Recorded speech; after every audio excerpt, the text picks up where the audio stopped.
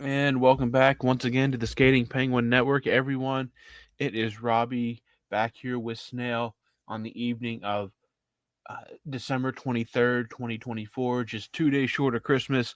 And the Penguins just wrapped up their pre Christmas schedule. This will be the last game before a Christmas break here for the Penguins. And they do it in style and emphatic fashion with a 7-3 victory against the hated cross state rival Philadelphia Flyers. The Penguins came out with a barrage of goals in this one, Snail, and Sidney Crosby again.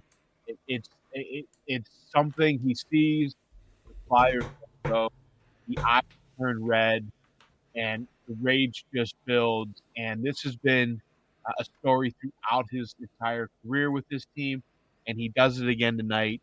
4 points, a goal, and 3 assists.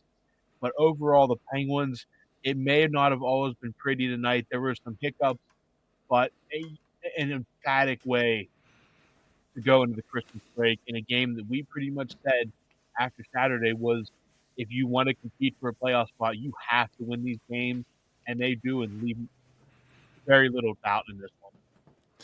Yeah, and it all is thanks to the way that they came out of the gates. They came out flying. Sid was leading that charge. Brian Russ just gets teed up with a. He just absolutely snipes one from kind of outside of the typical Brian Russ range. He was kind of out far for him. That was like a 3-pointer for Rust. Yeah. That line, I don't know what we call that line. Maybe just the whatever. Like every line has a nickname, but I was trying to think of a clever nickname for it because they all have a 7 at the end of their numbers, and I don't know, like the lucky sevens, or I don't know what to call them, but that line with Raquel and Brian Rust on Sid's flanks is just, you can just count on them to get the offense going at any point in the game. And lately, the way they've been coming out of the gate has been helping them get some of these points and get these wins and stay competitive in these games. The Flyers goaltender giving their best Jari impression. I think he had let in 3 goals on the first 3 shots by the Penguins, although one was taken back. They challenged for offside, the Raquel goal. But either way, 3 shots went behind him. So he was helping him out a little bit. I Yeah. forget the goaltender's name. They kind of have some turnover in net there in Philly. Was his name like, shoot, what was his name? They brought someone in the third. Hold on one second. I do have. Kolosov? It started with Samuel Eric Erison. Oh, Erson. Urson. Yeah, Yeah, Sam he gave up. Urson. He gave up 5 goals on 9 shots. Um, no, sorry, 5 goals on 14 shots. And then Alexei Kolosov played the final 2 minutes, or sorry, final 20 minutes of the game. He gave up a goal on 7 shots. Yeah. That he obviously he didn't count the shorthanded goal did not go against it, or not the empty netter, but he did still give up a late power play goal, which we'll go over here in a little bit. But yeah, you chase one goalie who's not good for another goalie who is not good, and these are the results you're going to get from the Penguins. Yeah, absolutely. Jari had to let in his daily one soft goal on Yeah, 1 to 3 shots, and I feel like this team maybe just accounts for that. They're like, look, he's going to give one up early, so we need to just be flying because we need to get 2 early, just to account for Jari's kind of. He just seems to have one every game, but then he seems solid too.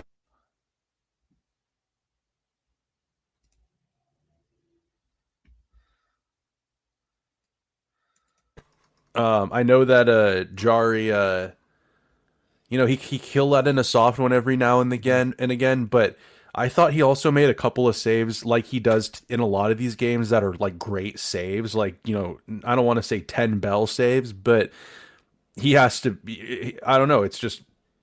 I don't know what to call it. Just an unorthodox save where you think he might be completely beat and he makes a great save to keep him in it. This team, the Philadelphia Flyers, though, one thing you got to remember, you look at the score at 7-3. There was a little bit of an explosion in the first period, and then in the second period, it was actually all Flyers on the score sheet, Mm-hmm. getting a couple on. This Flyers team has come back a lot this season. They're a really relentless group. I feel like Torts just tears a strip off of them in the intermission, and then they come out with a vengeance. And the Flyers are kind of the comeback kids this season, and the Penguins were able to stave them off and actually keep contributing on the offense. So that was a good thing to see. You know, something very Yeah. not typical of this Penguins team kind of throughout the season. And yeah, they end up being triumphant. It was so cool to see Sid have a 4-point night against the Flyers, just turning back the clocks. Um, you know, you love to see it. So an awesome showing by the Penguins. And why don't we kick off the scoring summary, because there's quite a few names on here, and it's good to see some returning to the score sheet. Yeah. And it's and there's some that really haven't. There hasn't been a game really, unless they get shut out, where one of these guys isn't, like Brian Rust and Ricard Raquel, just volleying back and forth for who's going to have the lead Yeah. league, or not the lead league, the team lead in goals. So why don't you kick that off, Robbie?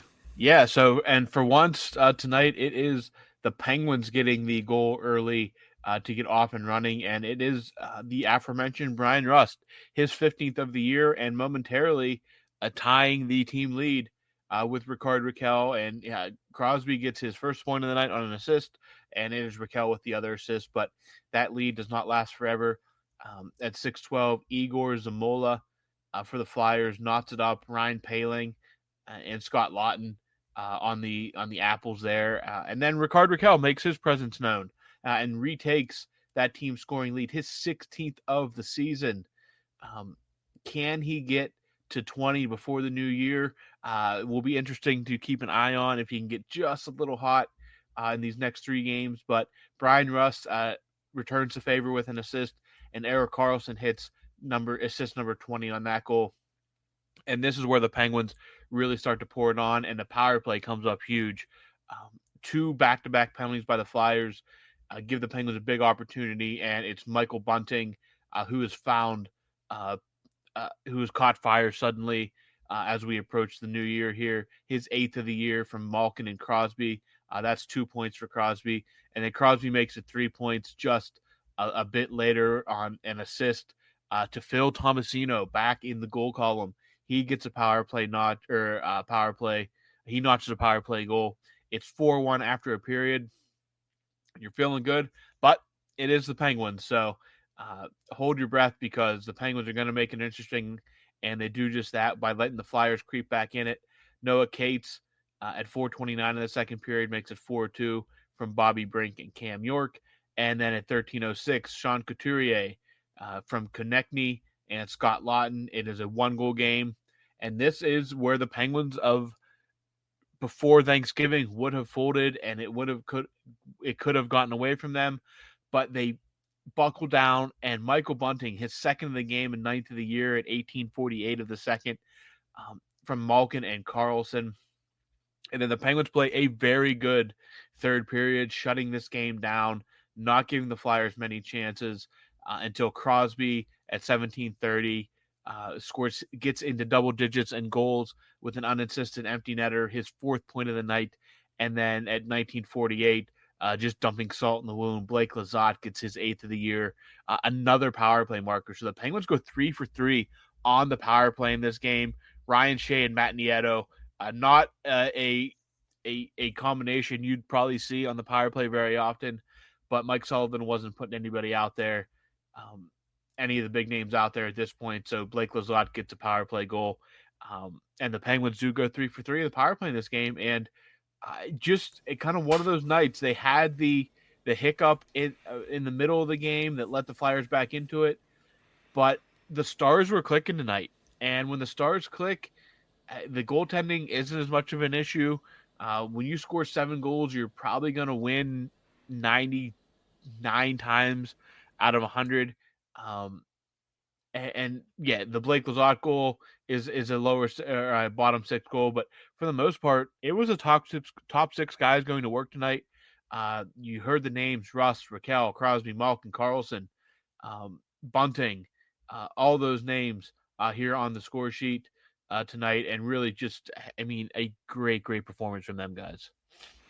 Yeah, the top six was buzzing tonight. They looked like they were playing with a lot of confidence, which is great. After that game against the New Jersey Devils, at times this team has been super fragile, but they came out guns a blazing and it paid off for them. Happy to see Phil Tomasino get back in the goal column because I don't know, just I love what that kid's provided for this team. Dubas actually came down during the first 10 minutes of the second period, and they touched on Phil Tomasino, and he talked about going to Mike Sullivan and telling just before he made the deal, kind of giving him a heads up they were going to acquire him, and they were excited about the deal. And he's a middle six right now. He's not a first line player, but he's usually on that second or third line. But they think that Phil Dubas even said they think that Phil Tomasino's ceiling is so much higher than what he's been, and he's been great for them. But they think his Mm-hmm. ceiling is quite a bit higher than Yeah. what he's even shown, and that's optimistic. As a Pens fan, you should be optimistic about this guy, and yeah, I think that he's one of those creative guys that you need creativity to score, and he's got that. He's got a wicked shot. He's seen. I can't believe that a team like Nashville kind of gave up on a guy like this. I know he's one of those right shot like middle six forwards, and they have a bunch of good right shot players as of right now on that team with the acquisitions of Stamkos and Marchessault. So you got to bump someone out.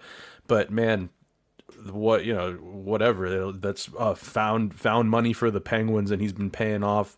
It's good to see Michael Bunting get on the score sheet, and I think a game like the Penguins Flyers rivals brings brought the best out of him. I think that Bunting is the perfect type of player for a game like this, and it looked as though he was enjoying it and just kind of enjoying the moment, battling the cross state rivals. He was emotionally involved, physically involved, and he was being a pest around the net, and it was paying off. I'm glad to see him get his eighth and ninth, and one not coming on the power play. I love Bunting on the power play. Last year, I thought that he contributed a lot to the Penguins' success after the trade deadline to try to make a run to get into the playoffs and putting him on whatever power play unit. Sid got the empty netter. Super deserved. We got to talk about that, Robbie, because he ties Mario Lemieux's franchise assist He record and does. leads. Yep. And and we thought maybe he was going to actually break it, but he gets the goal. And like you said earlier, another 4-point night. Can't remember the last time Sid had 4-point nights that close back to back, or that close to each other. He just had one the other night. So Sidney Crosby never fails to get up for a game like this. He has failed to get up for this team for despite their struggles the last couple of seasons, and just proving why he's the captain and who Sid is.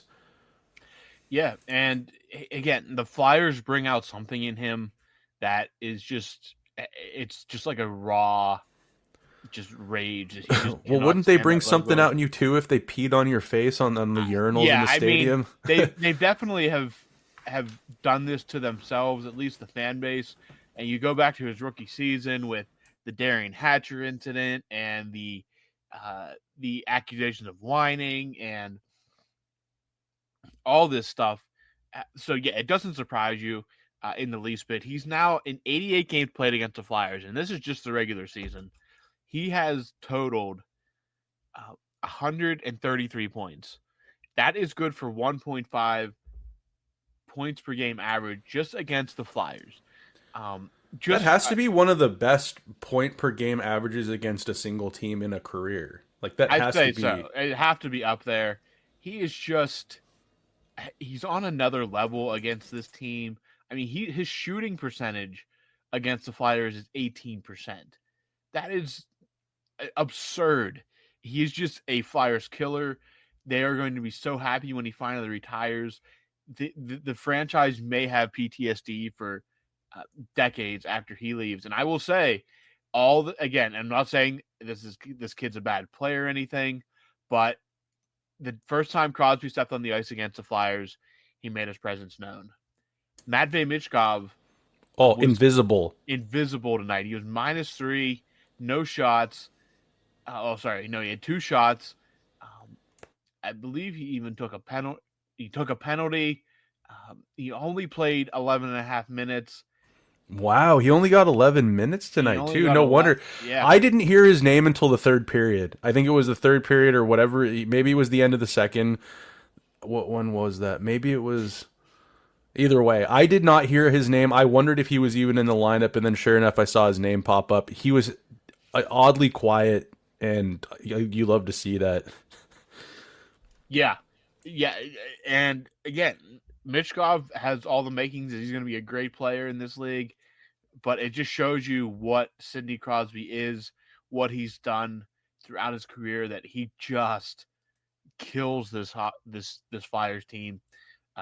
Game in and game out. There are no off nights when he plays them, and it's brilliant to see. Brilliant to see.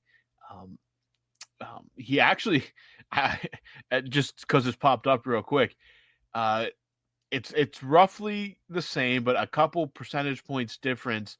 Crosby actually has a higher points per game percentage against the New York Islanders than the Philadelphia Flyers. So just slightly, not much. It's Wild. actually almost even after tonight, but it is slightly higher uh, for the um, for the Islanders. So RIP to the Islanders on that. But um, no, I mean, since Thanksgiving, from Thanksgiving until Christmas, they are 9-3-1.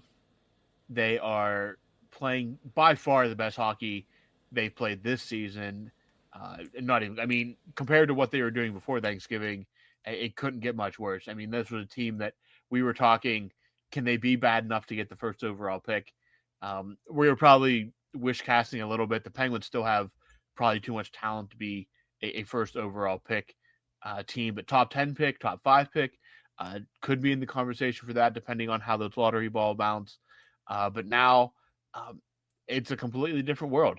The Rangers got routed uh, today I uh, saw that. by the Devils, a team that is falling apart. Um, uh, the Detroit Red Wings lost. The New York Islanders lost.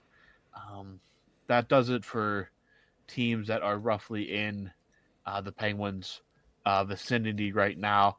They will go into uh, the Christmas break a single point out of a wild card spot behind the Ottawa Senators, who are on They're an rolling. they're on a tear right now. I saw They've Linus won. Olmark got hurt though.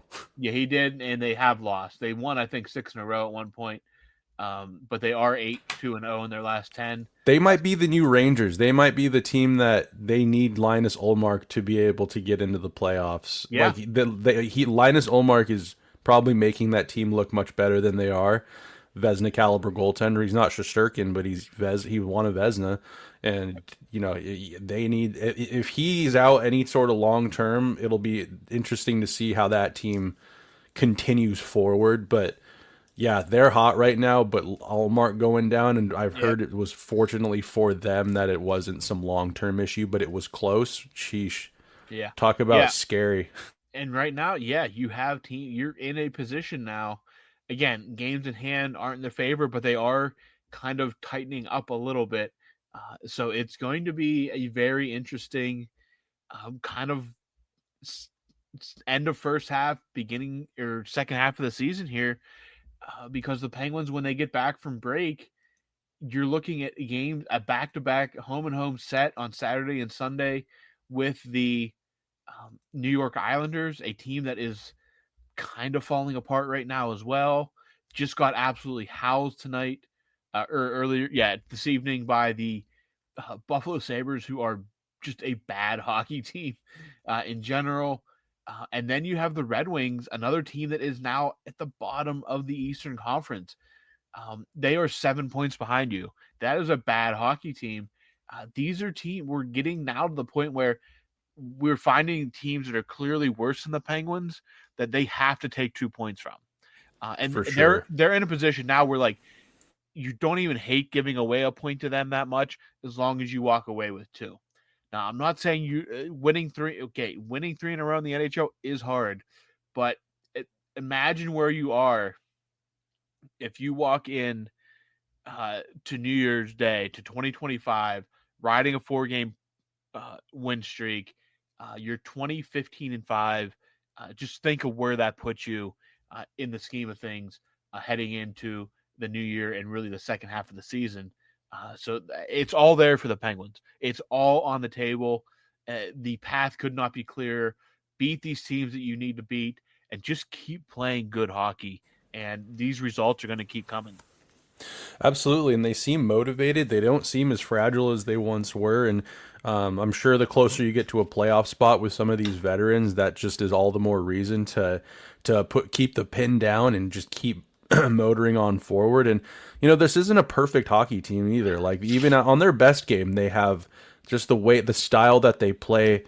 Sullivan's system. I think when you have defensemen that don't focus on playing defensemen, and the Penguins have a few of them, you're going to give up goals, but you have the offense and the firepower to win those types of games. I don't know how that's going to work out.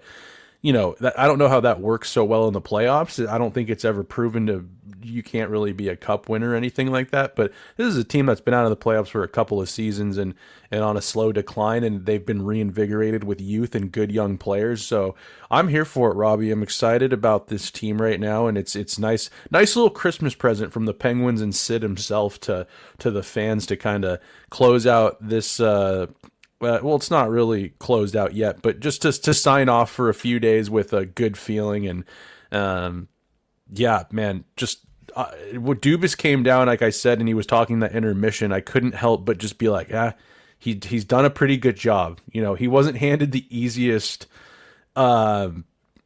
situation at all, and his job is nowhere near over or anything like that. But the way the team played tonight, you just kind of look at it and go, yeah, I can kind of see the vision a little more clearly than maybe pre-Thanksgiving. But yeah, man, they played great. They're a different team right now.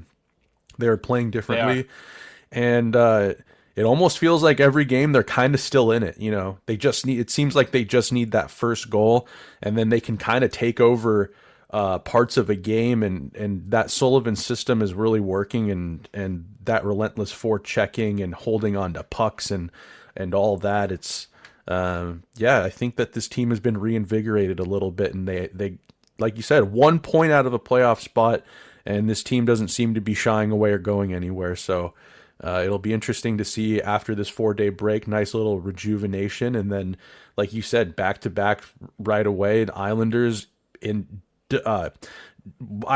the Metro. The Red Wings were a team that we thought maybe they'd be battling maybe neck and neck for down the stretch there, like they have the past couple of seasons.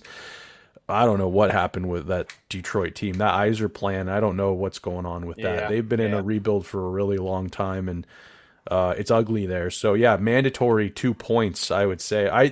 They need to prove they can beat a Metro team, no matter how good or bad they are. They need to prove they can beat a Metro team.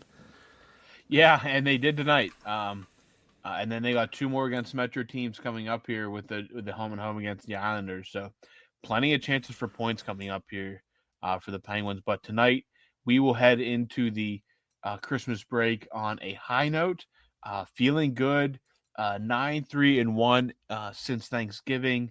And we're going to feel good for the next few days. Take some time off, enjoy it with your families. Just kind of, don't worry about the Penguins. They're in about as good of a spot as they could be compared to how the season started. So sit back, relax, eat some food, drink some bevs, and just have a good time. Absolutely. But that's about all the hockey talk we got. I believe at the end of on Saturday's episode, Snail said we want to talk a little bit about Christmas traditions, what we do around the holidays. So I will turn it over to Snail to get us kicked off on that little segment before we wrap this episode up. Before we hop over that quickly, we never talked about really the last goal that was scored, and I'll make this very short and sweet. Blake Lizotte has 8 goals on the season. He's a bottom 6 player. He's 2 shy of what? Doesn't Sid have 10 goals? Sid has 10. Yeah. Bunting has 9 goals on the season. Aside from their Raquel and Rust, I mean, he's up there kind of in the middle of the pack there with goals. I don't understand why this kid isn't on a power play unit. I mean, he scored that goal with Nieto and Ryan Shea on the power play with like 17 seconds left in the game. Uh, I know he's out there killing penalties and he's just working his rear end off, and he's been a bright spot on this team. But I think he's kind of been released a little bit, loosened up by this not being on that Kings team. They've kind of untethered him a bit, and this kid can score, man. And I think it's about time he gets a look on a power play unit. I know that what he provides at the bottom six is really important because he adds that burst of life. But on the power play, like, why not throw him on a second unit? Because the kid made short work of that one and scored in like 3 seconds, and he goes to the dirty area. So I would like to see Lizotte in the next, this next half of the season get a little bit more of a shot on the second power play. But you have any thoughts on that, Robbie? No, I think if you want to mix some things around, I definitely think Blake Lizotte has done uh, probably more than we expected offensively. That he's Mm-hmm. definitely earned at least some power play time to see where he can work in and where he can perhaps produce with the man advantage. Yeah, so Christmas traditions. Robbie, is your family a family that celebrates Christmas like Christmas Eve, kind of like going into midnight type of deal, or do you celebrate like the morning of Christmas Day type of deal? We are a morning of Christmas Day type of family. Yeah, so are we. Early, yeah, early morning. Get up, have a little brekkie, some bagels, coffee. Nothing, not like a big breakfast. We usually do like a brunch, early lunch type meal later. But we are a early morning Christmas Day family around here. Yeah, some people like to celebrate it kind of the night before and have a party. Some people like to celebrate the next morning. Our family is that too. Everyone kind of wakes up with anticipation a little bit earlier. Cup of coffee, right to stockings and presents at my parents' house. They still do they still stuff our stockings up on the mantelpiece, the fireplace. And yeah, my sister and I, family, get together and chuckle and open presents and share. And then, yeah, and then after that, our day kind of just is, there's nothing we really do the Yeah, rest of the day. We kind yeah, of just like go back to our rooms. Like sometimes, I don't know, like people in my family might even like go back to bed for a little bit. And then typically we don't do anything till that evening where most of our family will get together either at one of our houses, and we actually do like pretty much Thanksgiving dinner part two. Like it's just almost like a copy and paste of Thanksgiving. Same foods out there, same kind of vibe, and we do that. Christmas Eve we watch Elf every year. That's been a tradition since that movie came out. I like to watch Sleepless in Seattle. Great Christmas movie. It's more of a good movie that takes place during Christmas time. yeah, yeah. A lot of good movies like that. So Christmas Eve is like usually like hanging out playing video games with my sibling and just like kind of like indulging in nostalgia, things that we've kind of done forever. And then yeah, we go to bed late, wake up kind of early, and then Christmas days, yeah, bouncing around, going and seeing other family, or they're coming here, people coming over, cousins, aunts, uncles, and whatnot.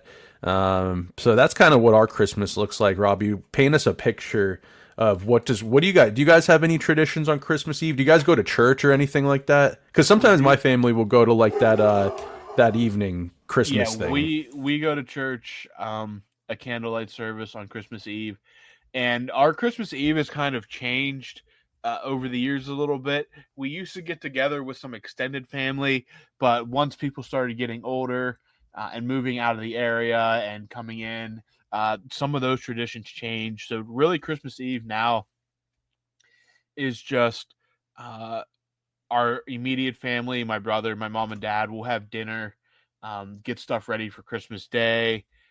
Just we'll have a meal, just a sit down meal. It can vary. There's no like set menu or anything from year to year. Um, and then we just pretty much like you do, like chill out, music, video games. Yeah, just kind of chill out, relax because the next day is a long one. But Thanksgiving, Christmas Day. Actually today, the 23rd, we did Christmas with my dad's side of the family. It just with my aunt hosted, and she's a nurse, so her schedule can definitely vary. And she sometimes has to work Christmas, so we did it on the 23rd this year. That's where I came from before recording this. That's where I watched the game at. And then Christmas Day, we'll have it in the morning at I'll be with my mom's side of the family, and then Saturday the 28th we will have a Christmas meal with extended family on my mom's dad's side. So that's a tradition we do every year. But Christmas Day, it'll be with my immediate family, my grandma and my mom's sister, my aunt, and her husband and son. And then in the evening, we'll go home and pretty much just chill. Might throw on. There's times we've watched Miracle on 34th Street, um, Blue White Christmas, It's a Wonderful Life. You know the classics. I know this isn't a classic that people would write down, but I love Christmas Vacation. I think that's a great movie. Yeah. Home Alone. I love the Home Alones too. Um, Elf. Yeah, Elf is obviously a classic, but no, it's a very traditional Christmas for the most part, and I look forward to it every year. This year, not much different. Right on. Yeah, sounds like a classic, good old American type of Christmas. Uh, Family gets involved, food's always involved. It's a time to kind of reset and chill because everyone, unless you're like your aunt who's a nurse, typically we kind of get those days off and it's a chance Yeah, for us to kind of chill out and reset. So that's good stuff, man. It's cool, and it always seems to come into. I don't know. Sometimes I know holidays are difficult for some folks, but I always look forward to this time of year, and it comes up too quick on us sometimes. yeah, But yeah. hey, man, it's these holidays are important. It's fun to. It's good. It's good to get together with family and just kind of, feel the love. Get to the gift giving is always I get a kick out of it. The older I get, the more I got into like gift giving. Is your family big on gift giving? Like some families, they're like it's all big about gifts, like video games, fun stuff, cool stuff. And then some families are more on the side of like they do gifts, but it's mostly like consumables, like bottle of wine. I don't know, stuff that you'll actually get use out of. Like I know that like our family's always been big on like gift giving, like the fun stuff where like with stuff that you more like plan on when maybe you're kind of a kid. And then after I met my partner's family, their family typically does a lot more like food, like they put a lot of emphasis around food and like Hmm. my partner's dad always gets me a cool stocking every year full of like stuff I can use for work, stuff that will actually get used, maybe like a nice little bottle of liquor or something like that, like that kind of stuff, which are Yeah, equally yeah, great gifts. And you know what I'm saying? I'm not saying one is yeah. better than Oh, the yeah, other, yeah. but Is the liquor for work? Is that what helps you get through work? well, yeah, not at work, but afterwards for Afterward. sure. We're kind of a mix. Mostly, I mean, I'd say, yeah, some food stuffs, especially my dad's really into um, different food stuff, especially like olives and jams and cheeses, stuff like that. Those are great gifts. Yeah. Oh yeah, like I did that last year just on a whim, and like it hit me like, well, this is something he's definitely going to enjoy and use. It might not last long, but he's definitely going to get enjoyment out of it. Um, I try to get stuff that I use in my maybe not every day, but more frequently than not. I've gotten some like art pieces from my office that I'll put up. Um, yeah, just I try to get it. It can be food, it can be clothing, it can be used for all different things. So yeah, we're definitely big on the gift giving. It just depends. Like its use can vary depending. I'm a vinyl guy. I like vinyls, so I try to maybe get a vinyl every year as well. Um, because I like that. I like using the record player and stuff like that. So yeah, yeah. Try to be more stuff that's definitely um, used. What not every day, but in everyday life kind of situation. And then some trinkets here and there as well. So There you go. yeah, Perfect. yep. Well, Yeah. Well, yeah, I'm looking forward to it. I'm sure you are as well. It's creeping up on us here pretty quickly. Isn't today the joke? What do they call it? Festivus? today is Festivus. If you are a Seinfeld fan, that's where it derives from. Yeah, that's Um, right. So yeah, if you are a Seinfeld fan, that's where that comes from. I But need to watch that tonight, that episode. yeah, yep. But Well, all right, Robbie, other than that, yeah, I don't really have too much else. I'm sure that there'll be some shenanigans over the next 2 days we can recap on and touch on our next podcast. And a few days away, we're a handful of days away from a couple Penguins games and big win tonight. Things are looking pretty good right now. they are. Yeah, You know, we got an early Christmas present from the Penguins thank and you, Sid. Sidney Claus was home tonight. Um, but no, it's great, a great feeling going into the pretty much a complete 180 on the feeling we had going into Thanksgiving. So Yeah, an absolutely. absolute turn by the Penguins this holiday season, and we can only hope that it remains as we head into 2025 when we get back. But for us, Snail and I are going to take a few days off to enjoy the holidays with family, recover a little bit, That's right. and then before we'll talk to you guys before New Year's. Certainly, we have a couple games to knock off before the calendar flips again. So we'll be back this weekend talking Penguins hockey once again, and hopefully it's more good news. Let's hope that the Penguins can keep it rolling. And Snail, do you have anything before we wrap this up? I do not, Robbie. I think that we will let's cap it off there, and yeah, let's move on, and we'll be back with you guys here. I'll be back with you guys here just a couple of days. Absolutely. So, to all our listeners, Merry Christmas, Happy Hanukkah. If you are Jewish, that starts on the evening of Christmas as well. Um, Happy holidays for whatever holiday you celebrate. Be safe. If you're drinking, please have someone drive. But That's other right. than that, enjoy yourself, enjoy the food. And if you're alone this holiday season, know that you can always listen to us rant Yeah. about Penguins hockey. Uh, so enjoy yourselves. Merry Christmas, happy holidays. We will talk to you guys next weekend.